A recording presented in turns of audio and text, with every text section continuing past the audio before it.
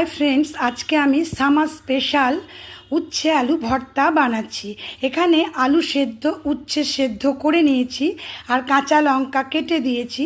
একটু দেখুন কাসন্দ রেখেছি। গরমের দুপুরে দেখবেন একদম আমাদের ভাত খেতে ইচ্ছে করে না, তখন যদি এটা একটু বানিয়ে নেন খুব সহজ। দেখুন কাসন্দ একটু নিয়েছি, নুন নিয়েছি একটু, দেখুন আমরা যে রেগুলার নুন খাই। আর এখানে উচ্ছে আলু আমি দুটো সিটি মেরে সেদ্ধ করে নিয়েছি। ভেতর থেকে বিচির দানাগুলো আমি ফেলে দিয়েছি। কাসন্দ দেব, কাঁচা লঙ্কা দেব আর নুন আর সর্ষের তেল দিয়ে মাখছি। এটা কেউ চাইলে গরম ভাতে একটু ঘি দিয়েও কিন্তু খেতে পারবেন। ঘি দিয়েও এই উচ্ছে আলু ভাতে কিন্তু খুব ভালো লাগে। এটা আমরা বাড়িতে প্রায় গরমে খাই। দেখুন নুনের ভেতরে আমি কাঁচা লঙ্কাটাকে এভাবে ডলে দিচ্ছি। কেমন এবারে কাসন্দটা দিয়ে পুরোটা আমি হাতে করে মাখবো, কারণ আমাদের মা ঠাকুমারা ভর্তাটা কিন্তু হাতে করে মাখতেন।